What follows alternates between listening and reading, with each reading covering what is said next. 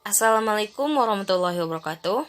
Halo teman-teman, pada kesempatan kali ini saya akan menjelaskan suatu teorema di beberapa sifat grup. Yang pertama, teorema ketunggalan elemen identitas. Teorema yang pertama berbunyi, misalkan diberikan himpunan G dengan operasi biner bintan. Himpunan G dengan operasi biner bintan di sini membentuk sebuah grup, maka elemen identitas di dalam G adalah tunggal. Berikutnya, kita akan coba untuk membuktikan teorema ini dengan menggunakan teknik pembuktian kontradiksi.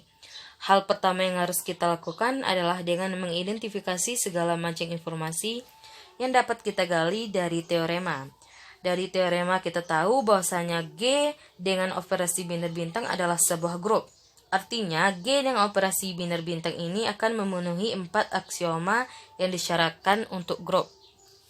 Dan teman-teman pasti sudah tahu bahwasanya aksioma yang ketiga adalah aksioma yang membahas tentang eksistensi dari elemen identitas di dalam himpunan G. Nah, kita akan membuktikan bahwasanya elemen identitas di dalam G ini bentuknya adalah tunggal. Karena itu, kita menggunakan teknik pembuktian kontradiksi. Maka kita harus mengandaikan bahwasanya elemen identitas di dalam G adalah tidak tunggal. Karena elemen identitas di dalam G tidak tunggal, maka kita bisa mengambil E1 dan E2 sebagai elemen identitas di dalam G, dengan kondisi E1-nya tidak sama dengan E2. Berikutnya, kita lihat E1 sebagai elemen identitas. Karena E1 kita lihat sebagai elemen identitas, maka ketika E1 saya operasikan dengan E2, akan menghasilkan E2. Begitu juga jika E2 saya operasikan dengan E1 akan menghasilkan E2. Persamaan ini saya anggap sebagai persamaan yang pertama. Berikutnya kita lihat E2-nya sebagai elemen identitas. Maka ketika ada E1 saya operasikan dengan E2 akan menghasilkan E1. Begitu juga ketika E2 saya operasikan dengan E1 akan menghasilkan E1. Persamaan ini saya anggap sebagai persamaan yang kedua.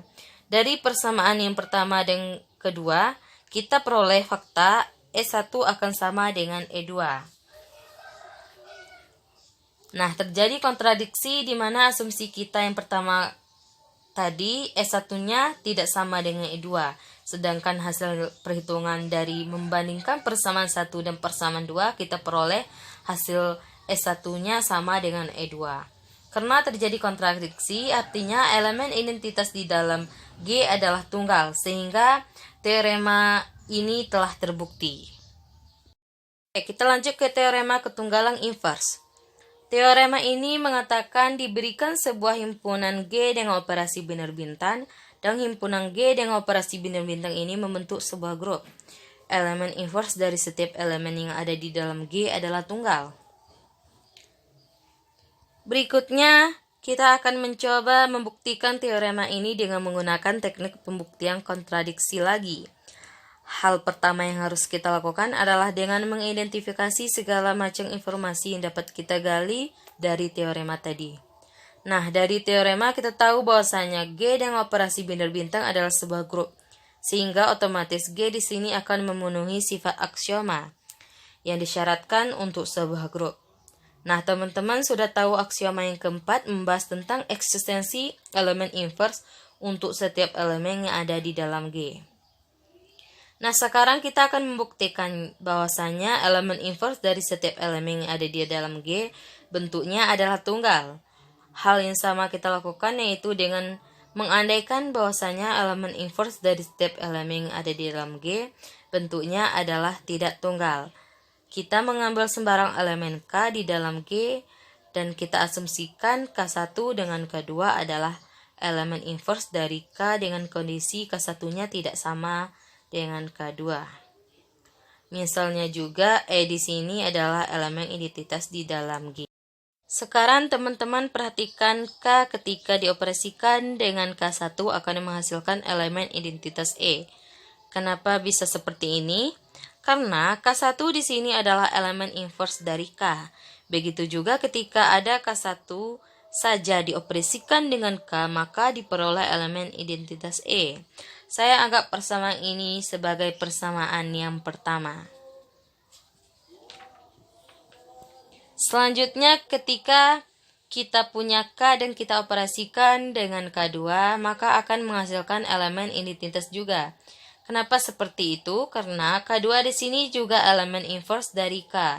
Ketika ada K2, saya operasikan dengan K, juga akan menghasilkan elemen identitas E. Nah, persamaan ini saya anggap persamaan yang kedua. Berikutnya, teman-teman perhatikan K1 ketika dioperasikan dengan E, maka akan menghasilkan K1. Kenapa kok seperti itu? Karena E di sini adalah elemen identitas. Berikutnya, teman-teman perhatikan persamaan pertama dan persamaan kedua, kita akan memodifikasi persamaan K1 sama dengan K1 bintang E menggunakan persamaan 1 dengan persamaan 2, sehingga diperoleh hasil seperti ini. Pada baris yang pertama, kita punya persamaan K1 sama dengan K1 bintang E. Nah, E di sini sama dengan K bintang K2 yang kita peroleh dari persamaan yang kedua. Sehingga pada baris yang kedua, E saya ganti dengan K bintang K2. Teman-teman tahu bahwasanya K1, K dan K2 adalah elemen yang terdapat di dalam G. Dan G sendiri adalah sebuah grup, sehingga berlaku sifat asosiatif. Ketika saya punya K bintang K2, kemudian hasilnya dibintangkan lagi dengan K1, hasilnya akan sama saja. Dengan ketika K1 saya bintangkan dengan K baru, kemudian hasilnya dibintangkan lagi dengan K2.